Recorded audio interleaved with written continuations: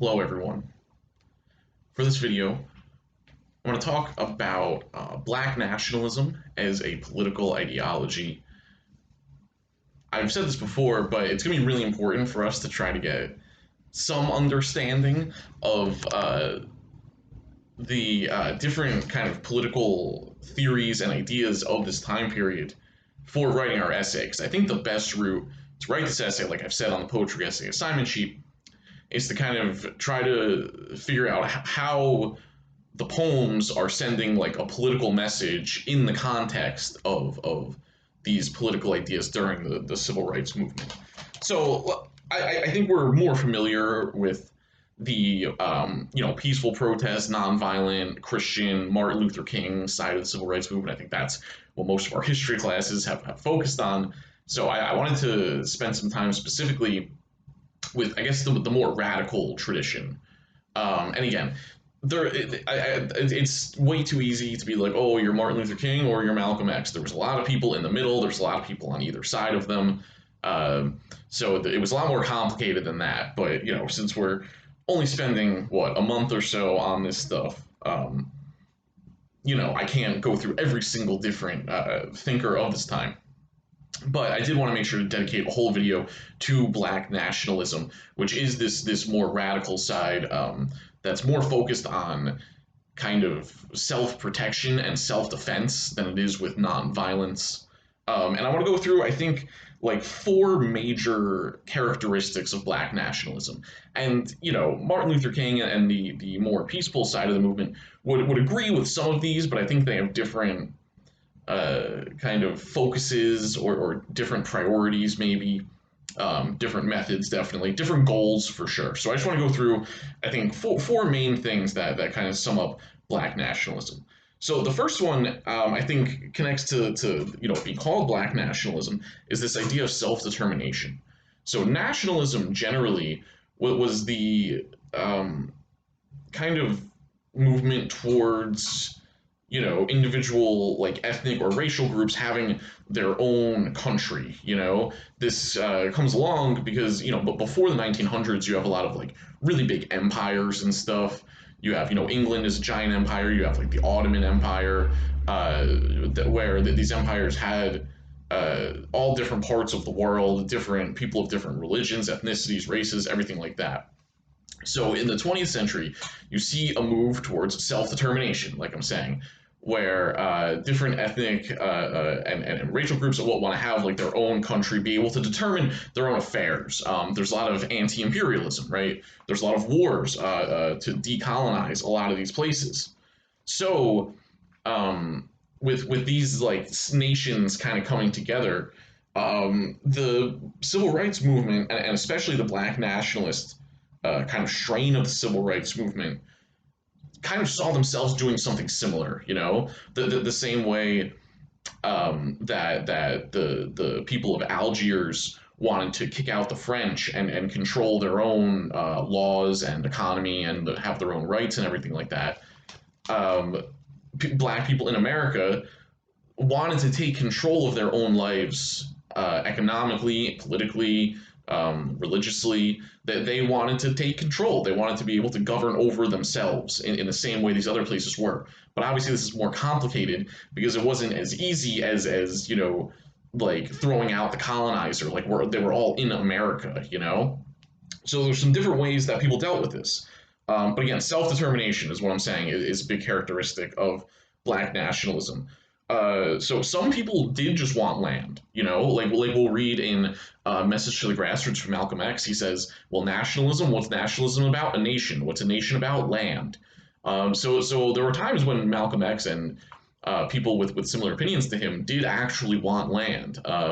There were proposals that, to give up some number of southern states to African Americans and just say, well, these are your states now.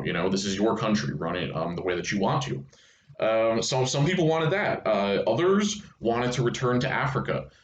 This is kind of some of the earliest black nationalist stuff, going like from before 1900 into the 19-teens. People like Marcus Garvey were really big on this idea of returning to Africa and creating a black country. I guess a country of like African Americans, who, again, could determine the government, the economics, all of it, and be in control. It was all about taking control for yourself, not being dictated to by a white power structure.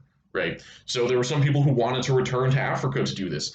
Some of them even did this in the creation of the country Liberia.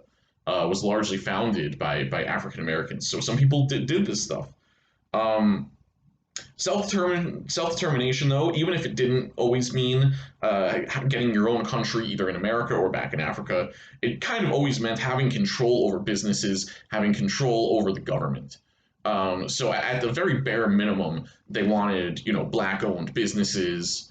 They didn't want like their everyday business needs to be ultimately benefiting, only white people. So they wanted businesses controlled by black people. They wanted black people controlling the government, stuff like that. Because, and a lot of these places are so overwhelmingly black people, but they've been ruled over by white people because of, voter suppression and violence around voting.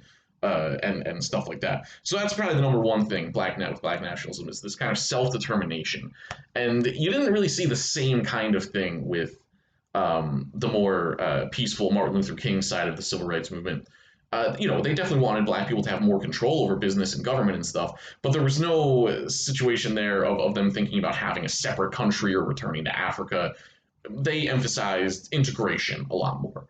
That if we can just, kind of meld in with white people and get rid of these segregation laws, then that, they would have a lot more control and stuff. So self-determination definitely emphasized a lot more with black nationalism.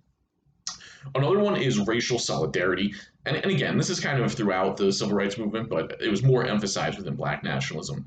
The creation of organizations like, the most famous one is the NAACP, but they were, kind of more moderate.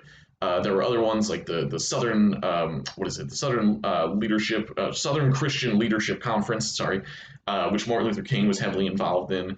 There were student movements. There were many different student organizations, because students were heavily involved in the movement and these protests. Later on, you had organizations like the Nation of Islam or the Black Panther Party.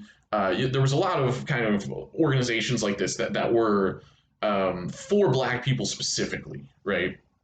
And these kinds of voluntary organizations had been really big in America for a long time, but so many of them had discriminated against black people or not let them join, or only if they did let them join, it was only, they kept them to the side. So these were organizations, specifically for black people.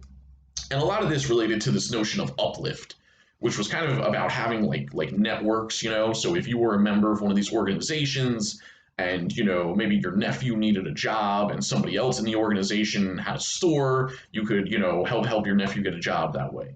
So a good amount of it was kind of for economic improvement. Also the churches were huge kind of centers of organizing and another kind of group that would go along with this. I think with black nationalism, they did tend more to not really want to work with white people as much. I think they, thought, it depends like who you're talking about, which person involved, and at what part of the time period and stuff. But, opinions on white people within black nationalism went from the most extreme, that, all white people are evil and they're going to betray you or something, to, thinking, well, not all white people are evil, but we just don't know if they're like government informants or if they're going to spy on us or something like that. So maybe we should exclude them for that reason. So it wasn't always this kind of fanatical hatred of white people that existed, but I think more often it was just kind of like a skepticism of like not trusting them immediately. Yeah, because as I want to talk about in a little bit, these organizations were heavily targeted by law enforcement and the FBI and informants and stuff like that. So I think that was also part of their thinking, was that they just wouldn't like immediately trust that a white person was not going to betray them or something like that. So there were differing opinions there. But they were really big on this idea of racial solidarity, of all black people coming together. There were events also like the Pan-African Congress that happened in the mid 20th century. I think there was a few of them where you had black people from all different countries coming together to kind of discuss their problems and how they could try to move forward and how they could help each other. So a lot of it was international as well, not just within the country. Okay, so that's sort of self-determination, racial solidarity. Another one is creating kind of an Afrocentric point of view. I mentioned this in one of my other videos, but I think the thinking here is that like the way we think about art, about history, about all of this stuff is kind of from a Eurocentric point of view, meaning that Europe is kind of looked at as the center of the world, and everything else is kind of compared to Europe, you know, and as Americans, you know, I think that they were saying like this is kind of the default position is to look at things through the eyes of Europe. So there was a concentrated effort throughout the 20th century to try to for African Americans to try to get back a more African centric view of the world, or to try to imagine that. So you saw things like the development of uniquely black aesthetics, which I talked about this in the video on its nation time, but I think that's something Amiri Baraka is interested in.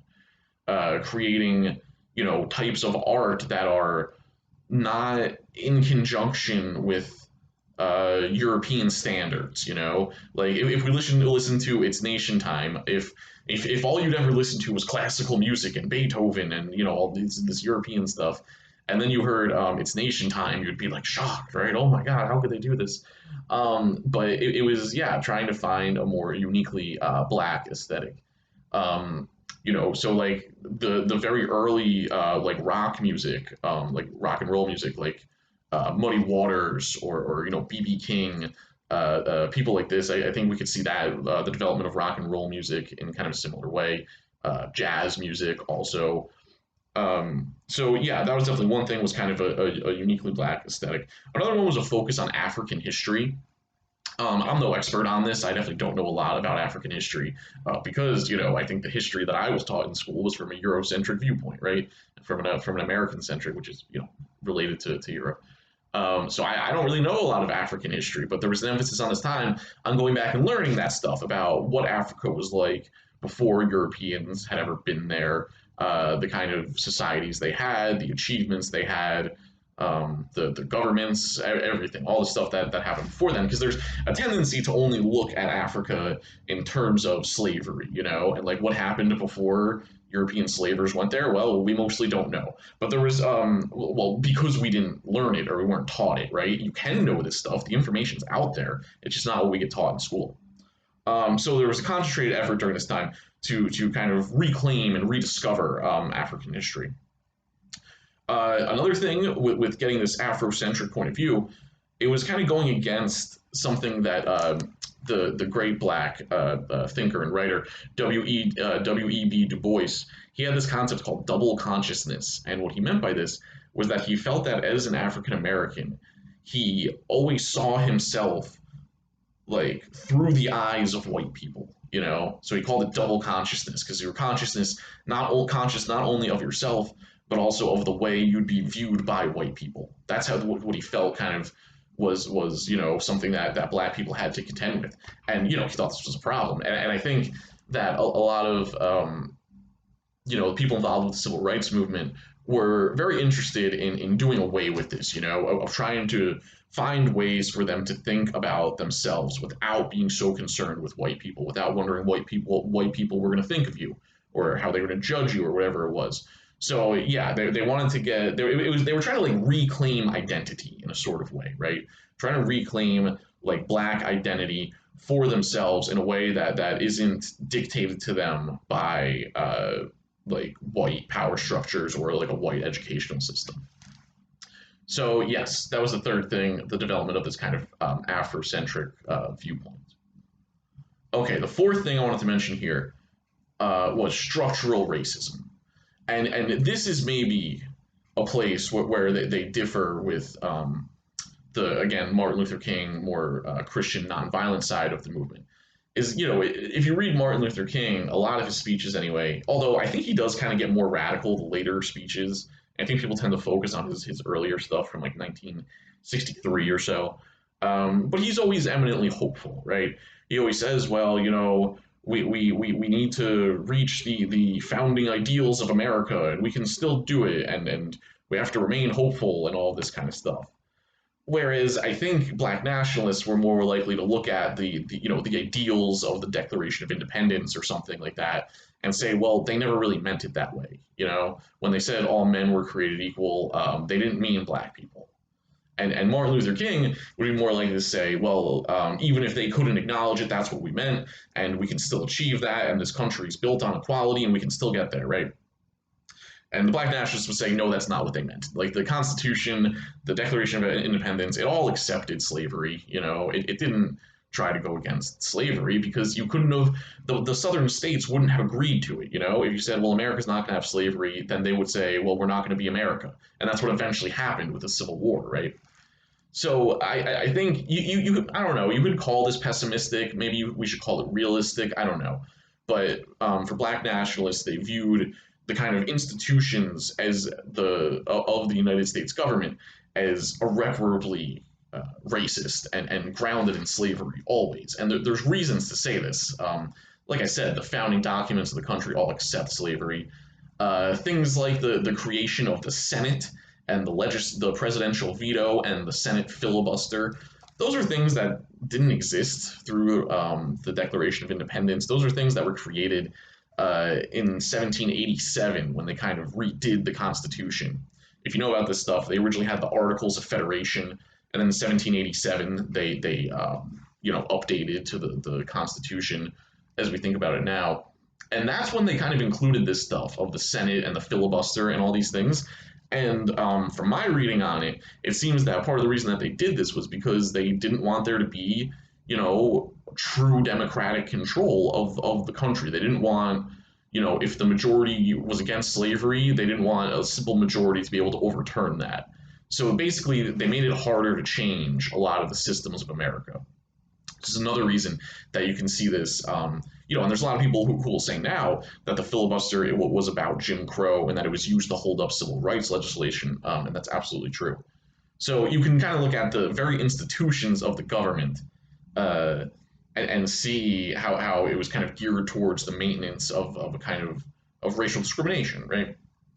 Also, with the economic system, if you look into the history of capitalism, as it develops in the 16 and 1700s, capitalism is not something that's been around all that long. You really can only trace it to 14 or 1500 at the earliest, at least in its form like this, with stocks and corporations and stuff like that. And from what I've looked, you can do your own reading on the history of this stuff, but the explosion of capitalism, of it becoming kind of the worldwide system that exists everywhere, it was very much aided in that through the slave trade. Slavery existed before capitalism, but not on this scale and not to be used in this way. Where if you're these corporations from England that settled America, right? Because the land in America, it wasn't originally given to states; it was originally given to companies. The Massachusetts Bay Company, stuff like that. So it was these corporations who were taking out the land, and then look, you can get labor that you don't have to pay anything to work the land to try to start turning a profit. So the use of slave labor in this way really was, like a nitrous accelerator on the growth of capitalism because you didn't have to pay the workers anything. So you can look at capitalism also, or I should say black nationalists looked at capitalism also and said, well, this is, racist to the core, and there's not really a way to do this without the racism because that's how it developed. I know I'm going kind of long here, but I just did a bunch of research on this stuff, and another thing that I want to talk about here, and I think it's related to the idea of structural racism, and it's also related to why I think black nationalists didn't view compromise or negotiation as a viable option, right? Because from our point of view, if we're looking at the situation like this, and I think we would say, well, maybe you should be open to compromise, right? That's only reasonable, you'll get more stuff done if you're open to compromise and negotiating. So I did some research just before, and I think I'm going to email out some of these articles just because I wanted to make sure I'm providing, my own citations for what I'm reading here to say some of this stuff. Because again, this is some stuff that I wasn't really taught. I had to learn this stuff on my own. And that has to do with the role of the FBI and the American government uh, in trying to crush the civil rights movement. So again, when we think about why black nationalists didn't view negotiation or peaceful protest as a reasonable way to try to gain equality or gain self-determination, I think we have to think about some of this stuff. Okay, so this stuff it comes from an article that I was reading. It's called "50 Years Ago Today: Activists Burglarized the FBI and Exposed Its Undemocratic Abuses." And this article was about basically a bunch of radicals who, I think in like the 70s or something, broke into an FBI building and stole a bunch of documents, and then like leaked them.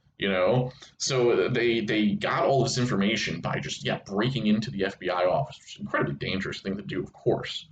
And then after this happened, because of what was revealed through this burglary, the Senate had to do a committee called the Church Committee investigating what the FBI was doing in relation to the civil rights movement, the kind of surveillance it was doing, and stuff like that.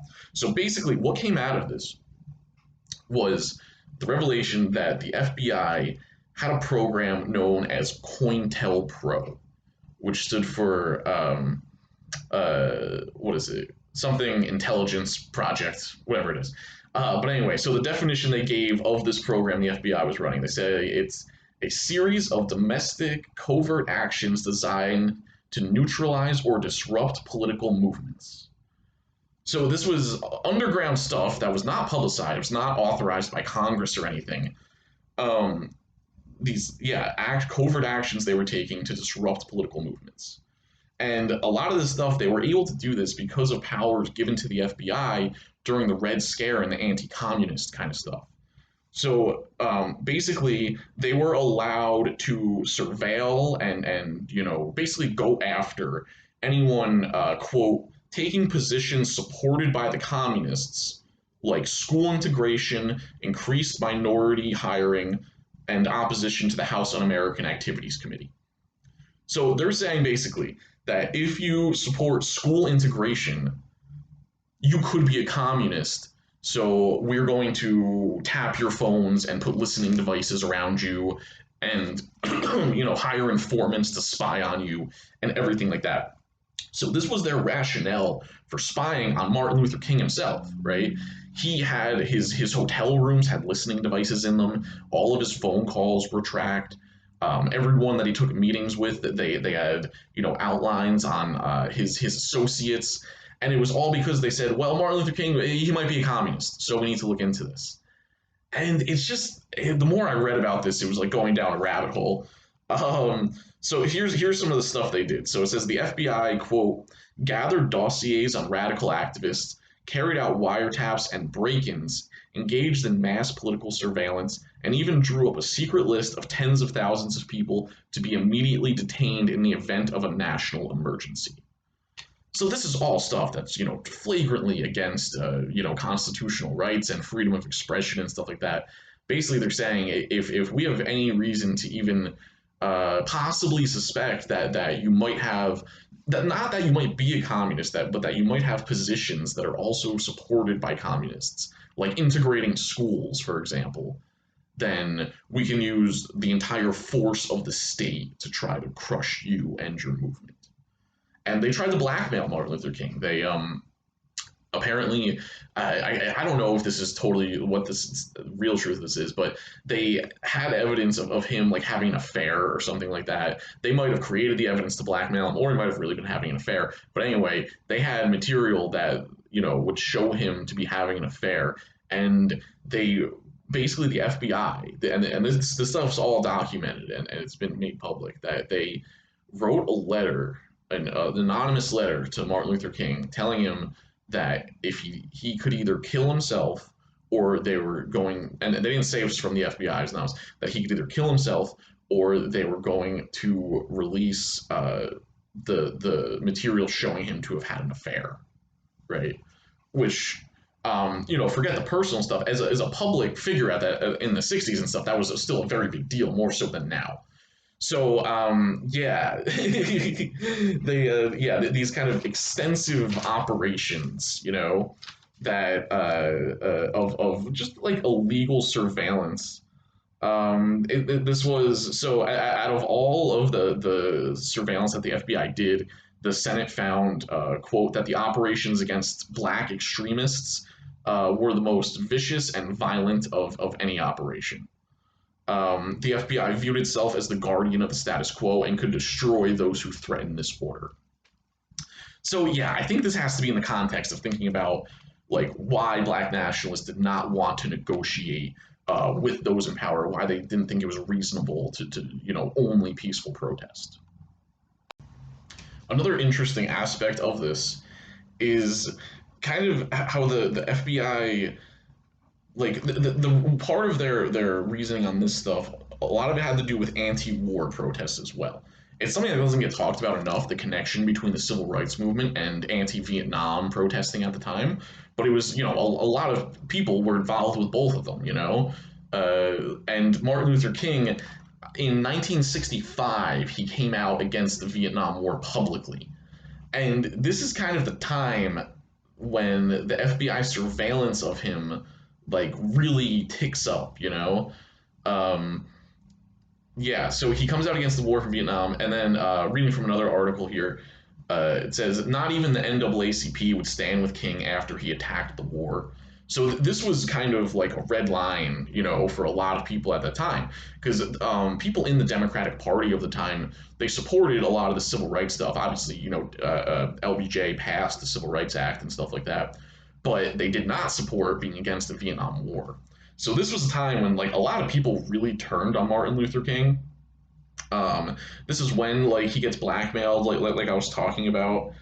And another kind of radical thing. So yeah, there's a way that it seems like King, at least publicly, kind of starts saying some more radical stuff later on. He comes out against the war, and in 1968, I mentioned before that at this time he was supporting a sanitation workers strike. And he was also preparing and introducing something he called the Poor People's Campaign. And this was like a large scale protest that King was planning to basically have poor and homeless people like just camp out at the White House, just have them like live on the National Mall, and just get so many people to do this that they couldn't be gotten rid of, as a way to pressure the government to do more anti-poverty measures, right? To try to help poor people, improve the welfare system, whatever stuff like that. And it's as he's doing some of this like more radical stuff that even Democrats at the time were not down with, and that's when he gets assassinated. So there's no evidence, of exactly there's no evidence directly linking the FBI to his assassination. But, if you connect the dots, it's not unreasonable to think there might be something going on there, especially when you consider the last thing I want to talk about related to this, which has to do with Fred Hampton, the Black Panther leader, and his own assassination. So there was a bunch of like new documents. This stuff was blowing my mind.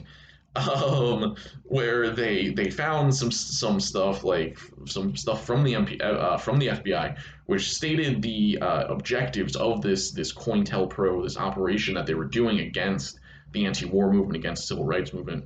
The goals of it to be, number one, to prevent the coalition of black nationalist groups. Number two, to prevent the rise of a messiah who could unify somebody like Malcolm X or Martin Luther King.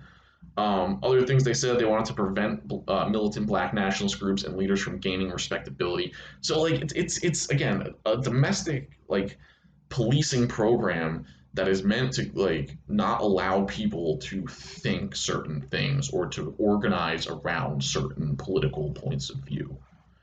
Um, and then so when we get to when we start talking about Fred Hampton, there was an informant embedded within the Black Panthers who apparently provided information about where the Black Panthers would be having a meeting on a certain day, and gave the police a floor plan even There's a raid on this place. 2 Black Panthers are killed, including Fred Hampton.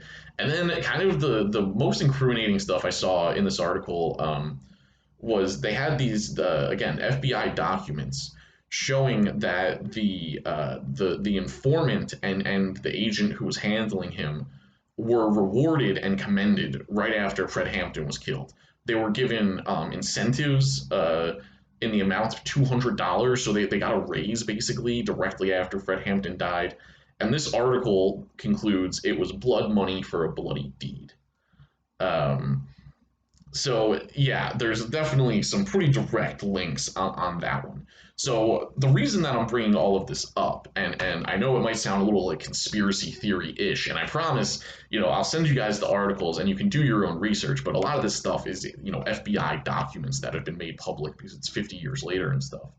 But I just wanted to tell you guys about this because I think it just shows the level to which the FBI was basically engaging a kind of war against these groups. They were infiltrating them, they were putting out propaganda against them. One of the things I didn't mention, but the article talked about how the FBI would fake letters from one group to another. Like they basically tried to instigate like a street war between the Black Panthers and another kind of group. I forget, maybe like a gang or something. They sent a letter pretending to be one of the Black Panthers, saying like, "Oh, your leader is a liar and he threw us under the bus," or whatever, just like trying to stir up trouble essentially. So again, you have what's basically supposed to be a type of police force, the FBI, trying to create violence that would result in the death of American citizens, you know, and possibly, and it seems at least in the case of Fred Hampton, also being involved in assassinations being carried out yourself. And one of the articles even brought up, if they were doing all this surveillance on Martin Luther King, if they were following his every move, listening to his phone calls, taping him everywhere he went, if they had informants both in King's group and in the KKK and other white racist groups, if they had informants all over this stuff, how did they not know that there was going to be an assassination attempt against King? And if they did know, why didn't they stop it, right? So again, when we talk about why Black nationalists viewed the United States and its government as incurably against Black people and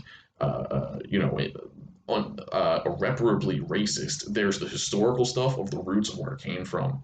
And there's also the fact that I think to a lot of these people, it felt a lot like a war. Like if you were one of these people, if you were somebody in the Black Panthers, someone involved in one of these organizations, and you just wanted your people to stop being treated badly, you wanted better for Black people, you could be surveilled, you could be arrested on some trumped up charge.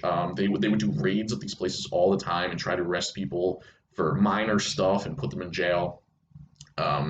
You could even be killed for it, clearly. So I think to a lot of these Black nationalists, I think this felt a lot like a war.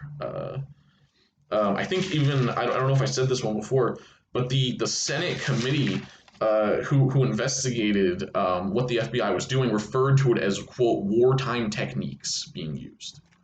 So when you see someone like Malcolm X saying, we have to arm ourselves, we have to protect ourselves, this is the context, right?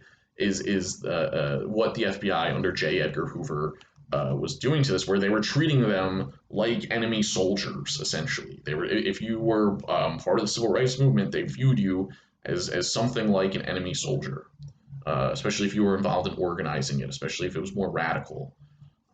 So yeah, I think this again, because I'm just trying to explain, because it's so easy to look at what someone like Malcolm X says and say, oh, he's being hateful, oh, he hates white people or something, and this is the context that you have to view it in, is that they were being attacked, they were being surveilled and sometimes killed.